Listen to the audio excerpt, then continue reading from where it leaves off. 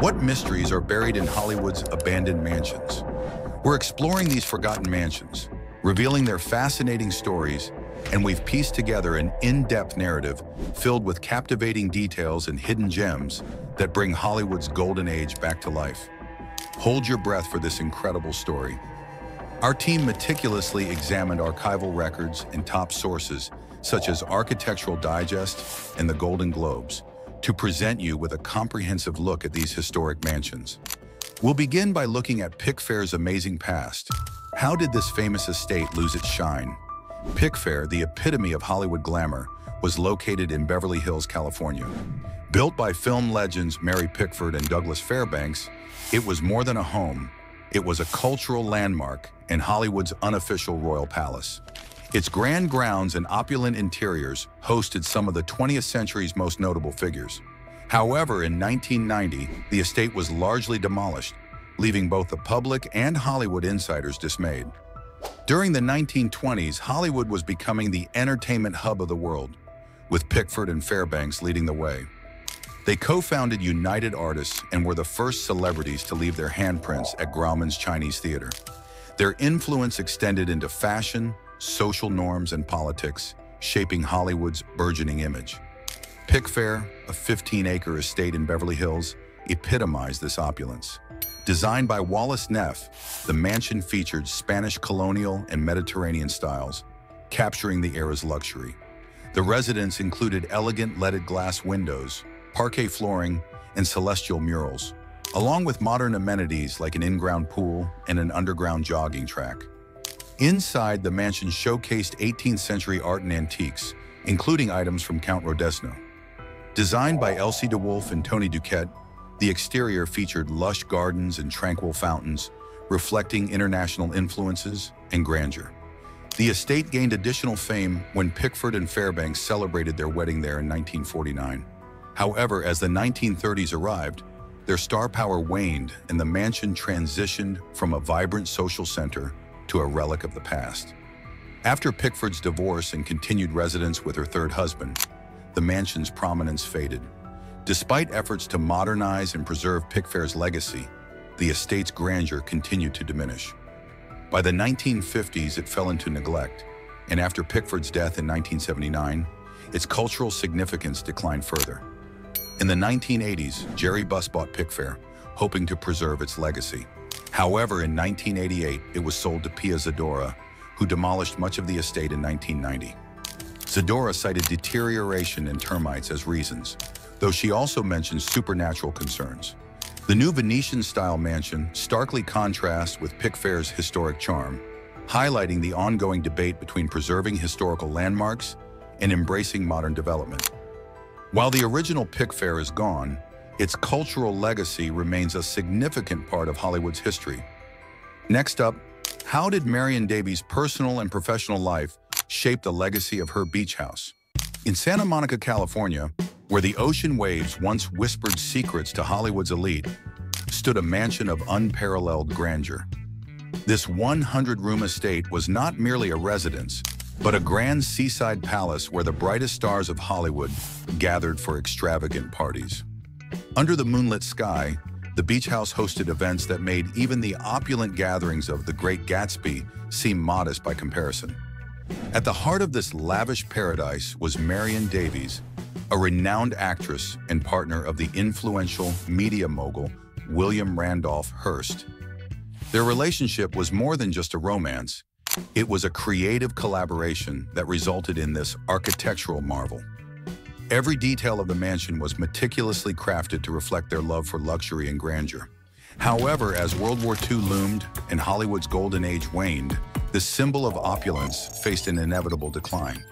The mansion was eventually sold and converted into a parking lot, marking the end of an era. Marion Cecilia Duras, known as Marion Davies, grew up in a supportive but challenging environment.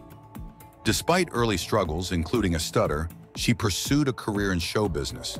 Influenced by her sister Raina, she began her theatrical career and later transitioned to film, gaining significant attention. Her path crossed with William Randolph Hearst while she was performing in the Ziegfeld Follies. Captivated by her charm, Hearst supported her rise to stardom by establishing a production company specifically for her. Under his patronage, Davies appeared in over 45 films and became a silent film icon. In 1924, the death of a film producer at a party on Hearst's yacht cast a shadow over Davies's career, but she continued to shine in the industry and in her philanthropic efforts, particularly supporting children and aspiring actors. By 1926, Davies and Hearst envisioned a grand mansion in Santa Monica. They sought an architect who could encapsulate their vision of luxury and elegance, eventually selecting Julia Morgan, a pioneering architect renowned for her meticulous design work.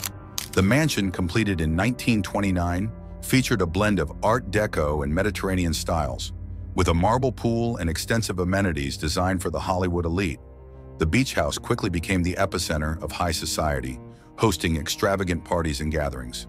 Celebrities like Charlie Chaplin and Greta Garbo frequented the estate, and Davies' legendary parties became the epitome of Hollywood's social scene. During the Great Depression, Davies transformed the mansion into a haven for those in the film industry facing hardship, further solidifying its status as a cultural icon. By the late 1930s, the mansion had become a symbol of luxury and high society, reflecting Davies' role as a key figure in Hollywood. However, as World War II reshaped the world, both Davies and the beach house faced significant challenges. In 1945, amidst financial difficulties and property tax disputes, Davies sold the mansion. It was later acquired by hotelier Joseph Drown in 1947 for $600,000, equivalent to roughly $8,200,000 today. This transformation marked the end of an era for the beach house, a once grand symbol of Hollywood's golden age, now remembered as a poignant chapter in the city's history. And lastly, no tour would be complete without addressing the controversial demolition of Falcon Lair and its impact on local history.